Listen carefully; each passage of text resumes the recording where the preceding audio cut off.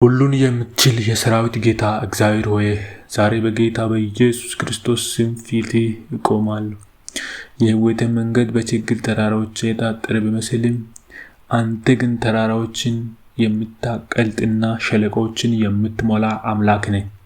ቃልህ በመዝሙረ ምዕራፍ 34 ቁጥር 17 ላይ ጻድቃን ጮኹ እግዚአብሔርም ሰማቸው፣ ከመከራቸው ሁሉ አዳናቸው እንደሚል ዛሬ የልቤን ጩኸት ወደ አንተ አቀርባለሁ።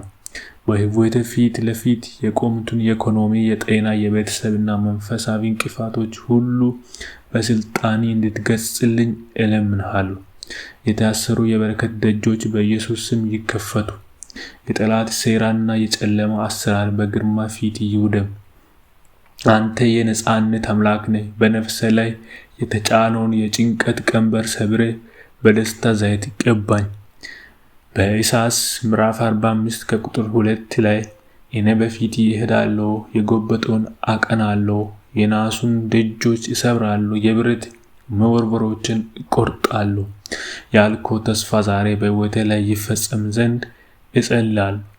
የሰው ልጅ የማይደርስበት የሰው አእምሮ የማይገምተውን ተአምራት በቤቴና በሥራ ላይ አድርግ። እምነቴ በአንተ ላይ ነውና በችግሬ በላይ የሆነውን ታላቅነት እያየሁ በድል እራመዳለሁ። የክብር ጌታ ሆይ በአንተ ዘንድ የማይቻል ነገር እንደሌለ አውቃለሁ። ዛሬ በመንገዴ ላይ የወደቁትን የውድቀትና የውርደት ድንጋዮች አንተ አንሳልኝ። የሕይወቴ ማዕበል የበዛበትና ተስፋ የቆረጥኩበት ቅጽበት ዝም በል ጸጥ በል የሚለውን ያ የድል ድምፅ በሕይወቴ ላይ እንዲሰማ እማጽንሃለሁ።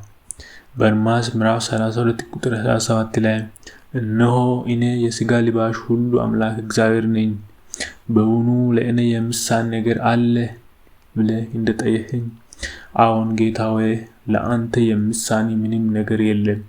የቆመውን ሕይወት አስቀጥል፣ የደረቀውን ሰገነት አለምልም፣ የጠፋውን ተስፋዬን አድስ። በምድር ላይ ለዘመናት የሠራው ድንቅ ሥራ ዛሬም በእኔ ሕይወት ላይ እንድትደግመው እፈልጋለሁ።